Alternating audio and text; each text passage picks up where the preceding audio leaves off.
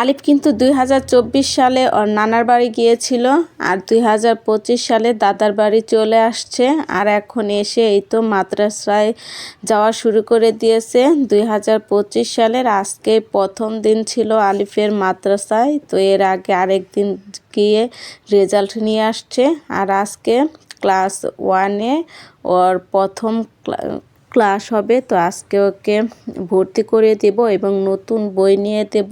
এর জন্য আলিফ কিন্তু খুবই আনন্দিত। এই তো আলিফের প্রথম শ্রেণীতে ভর্তি শেষ হলো। তো এখন আলিফ ওর নতুন বই খাতা সব কিছু বুঝে নিতেছে, একটা একটা করে গুছিয়ে নিতেছে ব্যাগের মধ্যে। আর নতুন বই পেলে কিন্তু সবারই অনেক আনন্দ লাগে।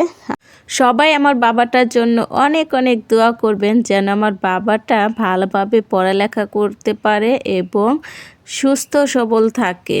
ও কিন্তু কয়েকদিন পরপরই অসুস্থ হয়। তো সবাই একটু বেশি বেশি ওর জন্য দোয়া করবেন যেন ও সুস্থ সবল থেকে ভালোভাবে ক্লাস করতে পারে, পড়ালেখা করতে পারে, যেন একটা ভালো রেজাল্ট করতে পারে।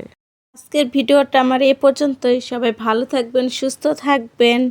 আলিফ এবং তাসনিয়ার জন্য অনেক অনেক দোয়া করবেন। আল্লাহ হাফেজ।